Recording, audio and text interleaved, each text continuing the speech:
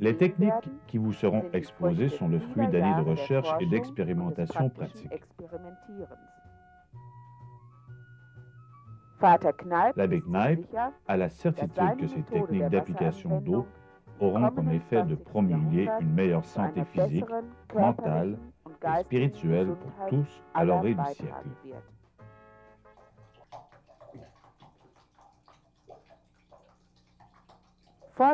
Avant d'entamer les traitements, l'abbé Kneipp prend toujours soin d'inviter le patient à visiter les installations de son établissement afin qu'il puisse bien comprendre les mécanismes des applications et ses vertus.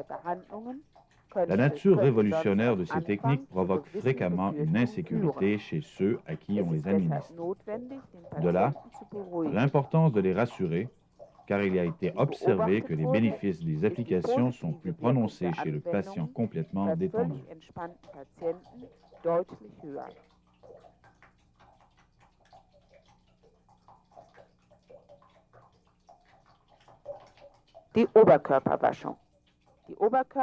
La lotion supérieure devrait être prise au moment de se lever. Pour plus de commodité, on place près du lit un contenant rempli d'eau froide et tout près un linge de toile grossière.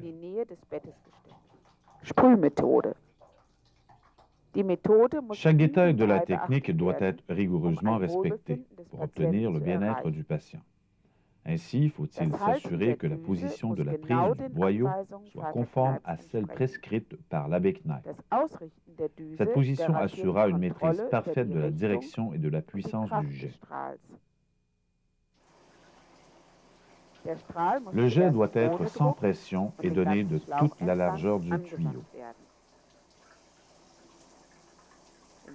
Ce n'est que lorsque la partie du corps qu'on doit arroser a été complètement mouillée qu'on peut amincir le jet en serrant l'orifice du tube, de manière que l'eau s'applique sur le corps en forme d'éventail, ou tombe en formant le zigzag de l'éclair.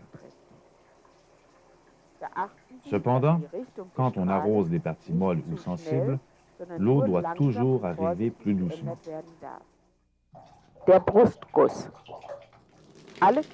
Se déshabiller entièrement et découvrir seulement la partie supérieure du corps. Cette affusion rend surtout de grands services pour les maladies de cœur ou de poitrine.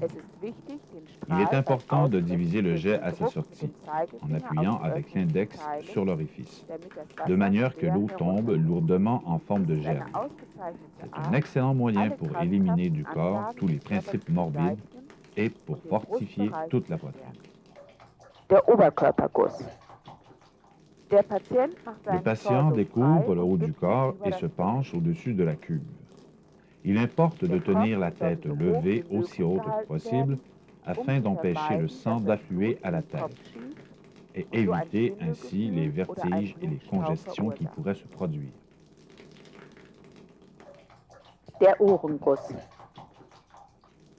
On conduit le jet autour des oreilles et on en arrose surtout très fortement la partie postérieure. Si l'on se sert d'un tube en caoutchouc, on peut en élargir l'ouverture en serrant légèrement l'extrémité du tuyau. 25 à 30 litres d'eau suffisent pour cette affusion.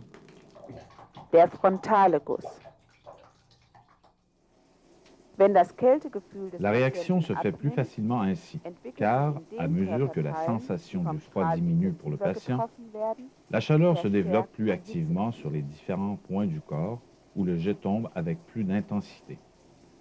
Quant à la durée, en règle générale, on doit continuer l'arrosement jusqu'à ce que réagissent les parties du corps où s'applique le jet, c'est-à-dire jusqu'à ce que la peau devienne rouge.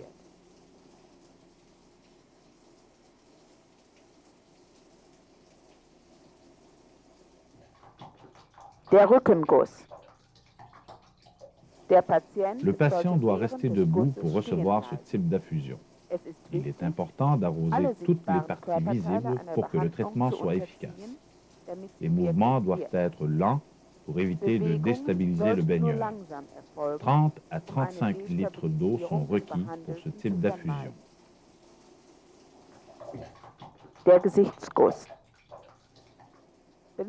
Il suffit d'utiliser l'index pour permettre la division du jet de façon que l'eau tombe en pluie fine sur tout le visage. Promenez le jet autour des yeux et même un peu sur les paupières légèrement abaissées.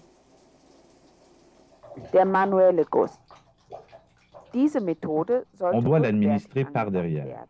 Lorsqu'on est arrivé avec le jet au-dessus de l'épaule du patient, on laisse couler l'eau délicatement sur le dos.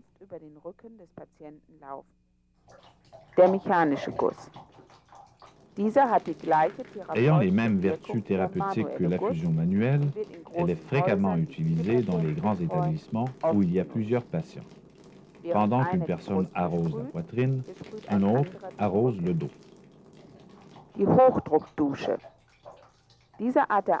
Cette application ne peut être administrée à tous indistinctement.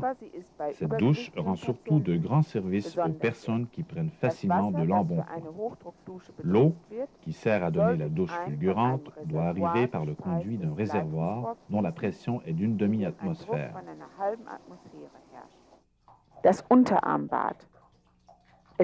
Il est bon de se servir ici d'un contenant spécial qui garde la chaleur et aussi le froid selon le traitement prescrit. On ordonne cette application pour les affections des bras et des mains, telles que tremblements, faiblesse, plaies ou paralysie. S'il y a au bras enflure ou empoisonnement du sang, on mélangera à l'eau une décoction de fleurs de foin et on prendra le bain aussi chaud que possible.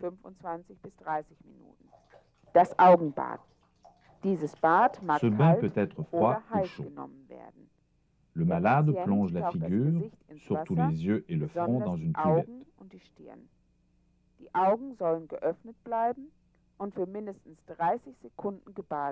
Ces bains sont excellents et contribuent à fortifier la vue.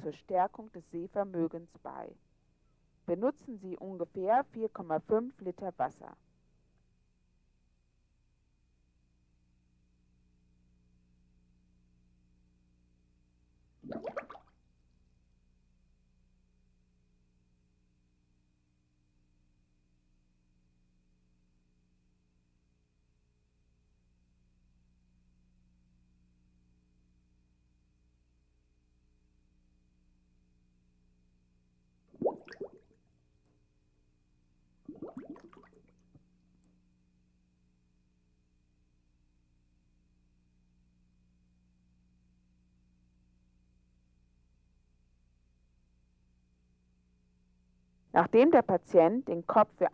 avoir relevé la tête quelques instants, il recommence l'opération à 4 ou 5 reprises.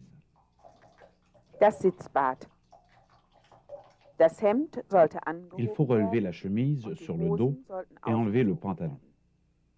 On emploie d'ordinaire une baignoire en zinc de forme spéciale et destinée uniquement à cet usage.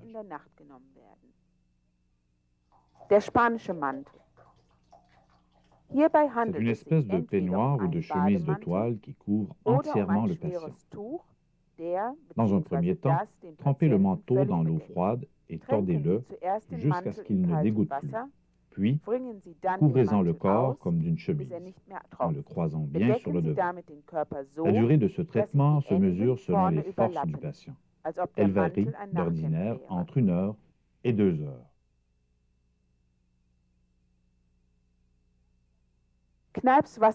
Les applications d'eau de l'abbé Kneipp ne manquent jamais, lorsqu'administrées selon la méthode prescrite, de restaurer la santé et la joie de vivre aux patients.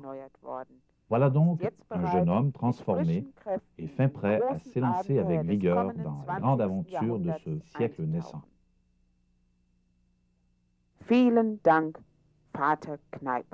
Merci, Monsieur l'abbé Kneipp.